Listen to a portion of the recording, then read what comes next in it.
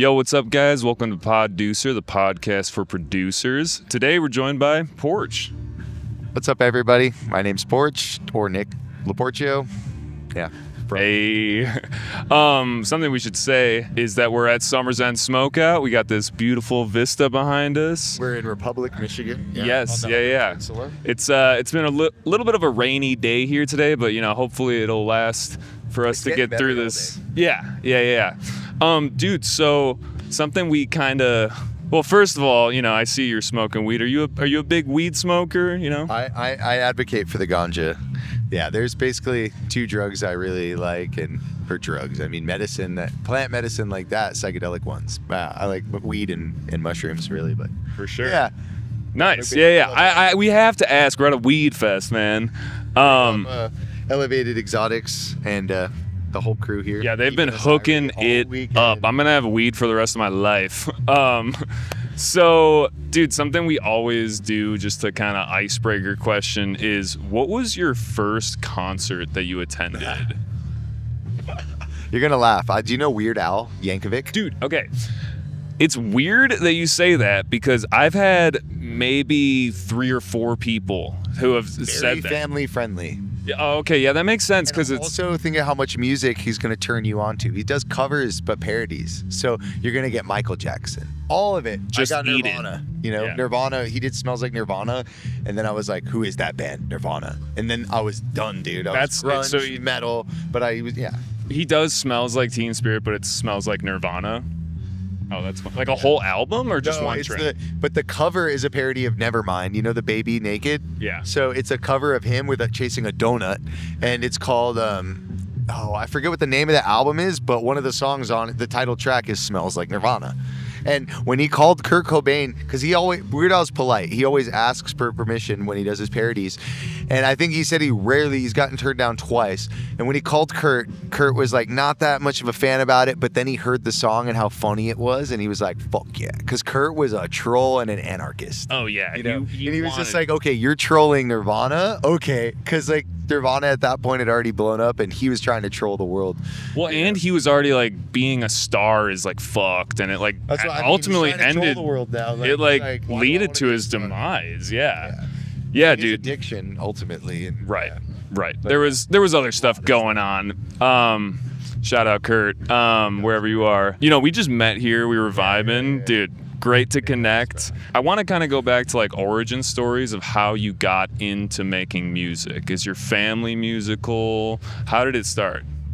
Well, nobody was really particularly musical. I would say, my dad is kind of musical. He likes to sing a lot. He's really good at singing Elvis and stuff like that. And I don't know, we'd always sing together, and he had show me a lot of the classics like Dean Martin, Jimmy Valley, the Rat Pack, Louis Prima, all the classics, the mob hits. You're Italian, right? Yeah. So, anyways, basically kind of that. Started playing classical music. I played handbells growing up from the time I was 9 or 10. The ones where you go like the that? Big bronze bells, yeah. There's some big ones that are the bass, and then there's small. They all represent a key on the piano. Yeah. So I did that for my 6th grade teacher. Did it. Shout out Mr. Roland. He invested his whole life into it, and he still teaches to this day. Does it and does handbells 4 times a week for the kids. Wow. And I was fortunate enough to get to do it from the time 6th grade to 12th grade, and I got to be assistant director, and we played on national TV a few times and got to go on tour a few times in high school. That was pretty cool. So thank you, Mr. Roland. Yeah. So where does it go from there? How did you end up here? I mean, that's a little bit later. That was the origin. But I got a guitar when I was 11. I begged my parents. It's I need an electric guitar now. Kurt, Randy Rhoads, Ozzy Osbourne. Look. And I was like, all right, R.I.P. Ozzy. Those are my two. It was Kurt and then Ozzy and Randy and all of Ozzy's guitar players, man. Randy Rhoads, Tommy Lee, or Zach Wilde. There was a few other ones. He had a few, but there was a few really, really, really talented ones. Yeah. So you get a guitar. Yeah. And then just devoured all of that. I was playing 6 hours, 8 hours a day. And still, school, fortunately enough, I didn't have to study in school, and I still had straight A's. But nice. You were a smart kid, I was a I did not do ass. well in school. I was the Big guy smart ass, though. copying people's homework at lunch. You were the guy paying me to do your work so you could catch up. And I have another friend named Vincenzo. Another shout out that's Vincenzo. Hey, there he is. Vincenzo. So he was my guy in college, and he helped me get through electronics, dude. So shout out to those. Yeah. So okay, cool. So you're looking up to your rock star. Yeah, so I'm playing guitar, I'm learning all these songs, and then got a drum set when I was tutoring a lot of kids too on the side. I played sports a bit, football. I played mostly just football, and then the off season I was tutoring a lot, playing shows and we got to play our first show. My first band is Sweet Intoxication. We played the Whiskey and like these places in high school. Where are you from? I'm from a place called Acton. It's by Agua Dulce, an hour north of Los Angeles. And kind of close to Joshua Tree. It's in between J Tree and downtown, kind of. Gotcha. Yeah. So, relatively speaking, yeah. So it's like got these big rocks, and Vasquez Rocks is a great place to hike if you're ever in the area. Sorry. Vasquez Rocks is a great place to hike. It's on the Pacific Crest Trail. It's so gorgeous, Nice, dude. So yeah, when after the yeah. sorry, No, I want the full story, dude. I'm loving all these details. we got drum set at 16, learned drums, and then it was always so hard for me to find a bass player, so I just got a bass in college. But I was really busy in college. I went to UCLA. I was on the powerlifting team there. I was like 100 pounds heavier. I was like a tank, bro. Dude, I was gonna say you played football, like so you. I'm 180 now. I was 280 then. This is Oh like my 19 God. years old, bro. You I'm were a 33. fucking beast then. I was some big boy. So it's funny too. I used to work out way more in like high school, and I was bigger than I am now. Yeah. Did you because bodybuild or powerlifting? yeah, it was more bodybuilding stuff. But See, I was like powerlifting. Like, dude, I mean, chicken hell yeah. nuggets, My friends always double wanted me to get cheeseburger. into like, doing snatches and cleans and all this stuff. I was like, I don't know, man. I'm in the beauty muscles, I guess. It's but like, dangerous too, man. it is 'cause I dangerous. herniated a disc in an accident. I have a video on YouTube. I'll show you later. I was squatting 700 pounds with bands, and with bands, and so meaning that the no, but they bands actually, so they were it assisting. was 900 pounds, but they were reverse bands. So at the bottom it's 7, at the top it's 9. So Wait, that's like people. how some people do it this way and they put the bands and it gets harder. Yeah. This way they hang this way. So there's no tension here. So right here it's 900, and then at the bottom here it's fucking 7 because the bands are giving you 100 each. So at the top on your lockout you're locking out 900. At the bottom you're doing 7. And is the top or the bottom harder? I feel like the bottom's harder, right? I think it depends how you squat. If you're a wide squatter or quad dominant or more hamstring, like hamstring is this and quad more is maybe narrow. Well, dude, the thing I was gonna say is that a lot of Your leg length too. Your oh yeah, I got these fucking lankers. Very long ratio. Yeah. See, look at the ratio of his knee to hip. This is why Yeah, I don't I know might if be you a guys better can see squatter. this Look at right this. now. So he has about an extra 3 inches on this. Ratio matters. Same with bench pressing, guys. If you have a short elbow to shoulder ratio, you're going to be a Way naturally easier bench presser. Yeah. And if you have longer arms and shorter legs, you're going to be the best deadlifter. And that's why I have shorter makes legs sense, and I 'cause have you can long just- monkey arms. So I'm I was kind of a deadlifting almost 800 pounds, dude. So okay, this is what I wanted to say too, is that people call it like the 1,000-pound club or whatever, where it's like your squat, deadlift, your total. and something What's else. your total? Your bench, your squat, and your deadlift. Yeah, Or if and- you do Olympic, it's clean and jerk and snatch. But you were almost at 1,000 just off your squat, which is wild. My best was probably like 7, and then deadlift 760 in competition 765, 1465, and probably like a 385 bench. So Jesus. probably about 1900 raw. You're still probably pretty wiry though, right? Like you I get guys, down. yeah, you but get down, I'm yeah. more athletic now. I'm like hiking, like Yeah. No, floating, it like- almost makes no sense to I have that still extra lift a 100 little bit, pounds. But I do pull-ups, like I'll rack out Calisthenics like 20 and stuff. then, like, do a bunch of push-ups and like Yeah. kettlebells and Hell work yeah. out.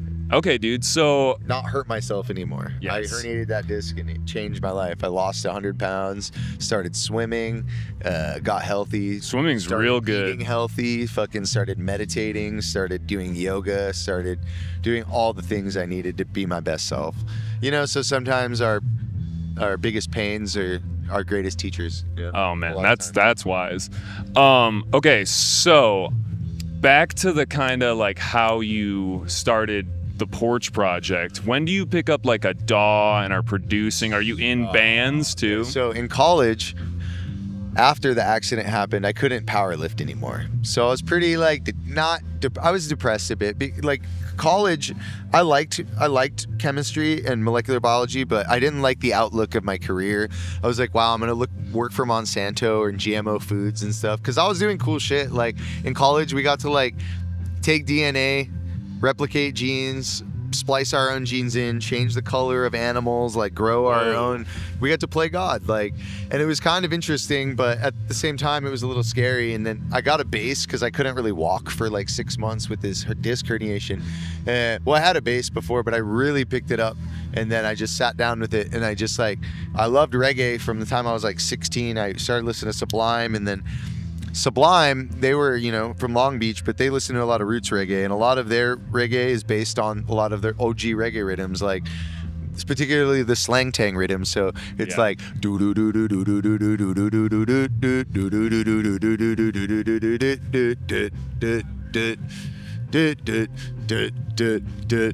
do do do. Mucho gusto, me llamo Bradley.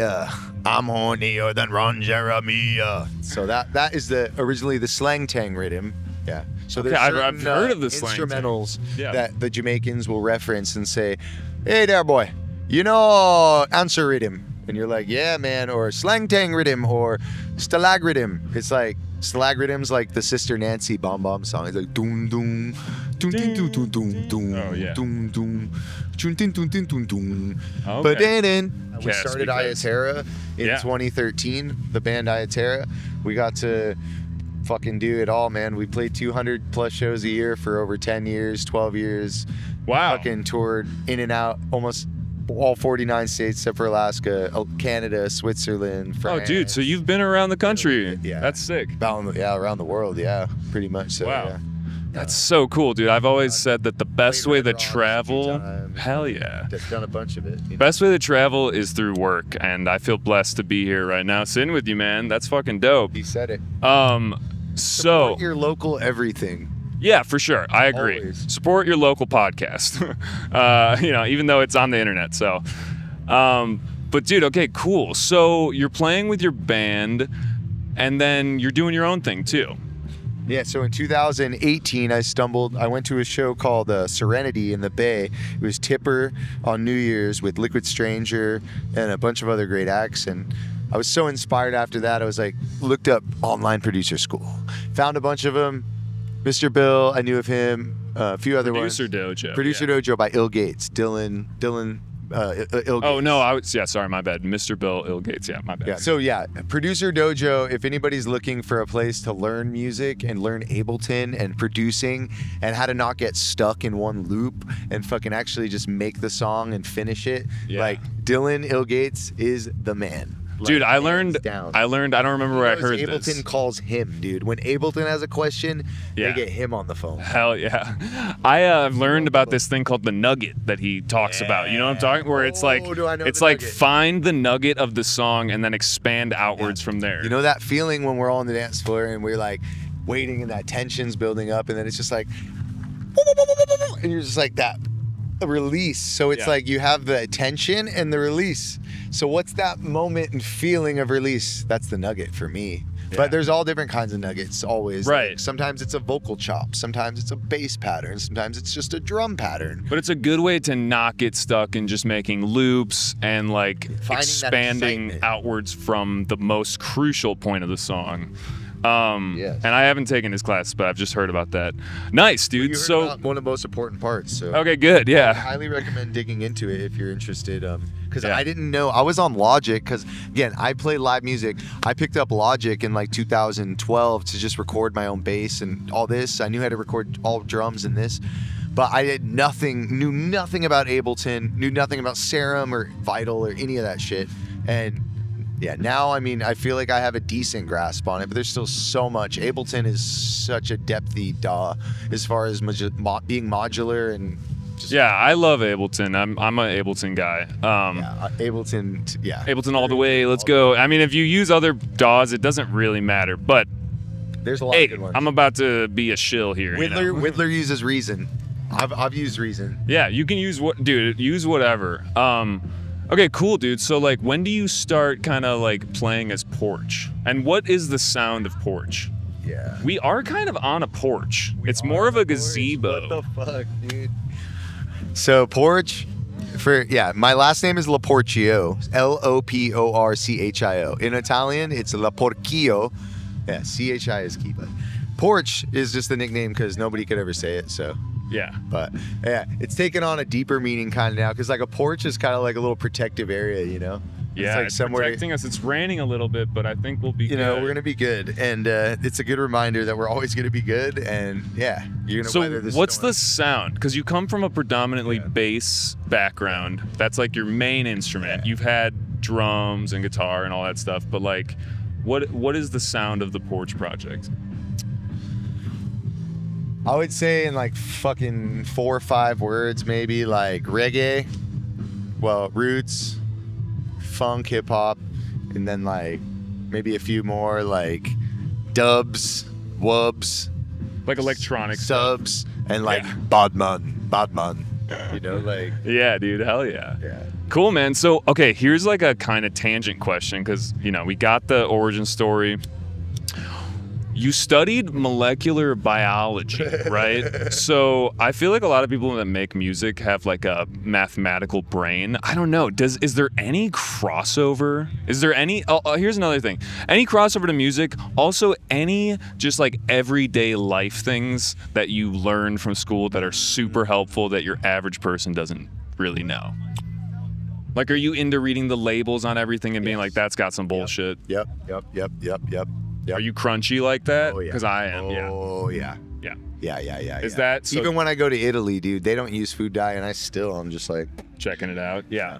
So is that one of the you know, perks of knowing that knowledge, or is there anything else? Yeah, man, you take a lot of that stuff, bro. Like everything. I mean, it got me so interested studying chemistry and molecular biology. I loved math. I almost wanted to be a math major, but I was like, practically speaking, I don't want to just teach math. I want to like do science. I want to be in a lab, you know? Like I knew I wanted to mix potions. Like I was Potion like, I knew I wanted potions class. Like organic chemistry was my jam. Like, so basically for me, I got to use math and I got to use biology, and molecular biology is a lot of biochemistry. So it's chemistry that involves biology and biological processes. So the Krebs cycle, how we process sugar, how our electrons, you know, electrolytes work even, and how to, when you don't have enough salt and you eat some salt and you're like dehydrated, a lot of times when we're dehydrated, it's because we lose so much salt, especially if you live in a humid climate. Okay. Right? If you sweat more, you're going to be using more salt. So to make the music jump here, you're talking about making potions. I've always believed that music is a drug because sound waves come into our ears, shit happens in our brain. And like, do you think about that whole aspect of making potions? Like I feel like music is like capsule of energy. I mean, yeah, you can put vibration into the water, the whole I've Japanese seen that scientist who's like spoken intention into words, into water. Always like try as best as we can to be mindful of what we say, what we listen to, who we surround ourselves with. That's big. You know, just the vibes. I'm glad to be sitting here with you, man. Likewise. Yeah. Yeah, like all of these things are vibrations. Like I find it ironic. One of the things I was like, yo, people believe in Wi-Fi and Bluetooth, but people don't believe in like fucking telepathy and like fucking like vibes. Just like vibes. Oh yeah. Like, come on. But you believe in Wi-Fi? Like obviously Wi-Fi is real. We know it's real. Yeah, like, you can measure it. Radio waves and all these things, they're different frequency densities. So everything vibrates on a frequency. You have 0 hertz, you have all the way up to infinite, but humans can hear up to 20,000, maybe if you're young, roughly. 25. But, you know, the dog whistle effect, as you get older, you can hear less high. So yeah, you can't hear the mosquito noise anymore. Yeah. That was always a thing. Yeah. Play it around your parents and like, I can't hear that. So, okay, yeah. yeah. Dude, DNA, when you're sad and happy and you're speaking intention and all these things, like, dude, your DNA changes. Like, because we have a code written in all of us that is unique, and like, but we have all the same codes to make certain proteins Sorry, I gotta shut No, this you're ringer good, off. you're good. We have certain codes to make like certain proteins. Obviously, we all have like the protein to make like keratin. We can all make keratin. We all have the code for that. Like that's what makes our nails. Unless you have like a genetic disorder. Unless you have a genetic disorder, exactly, Right. and that's like what genetics helped us understand. But And I like, think what you're but so saying when is you're that listening to music and Yeah. you're speaking and you're doing all these things. When you're sick and when you're healthy, your genes change. they change. It's yeah, called that's what I was gonna say. epigenetics. That's the studies yes. of changing genes. Right. So 'Cause this you're- is what fascinated me the most. But at the end of the day, I figured the best way I could really help people after music.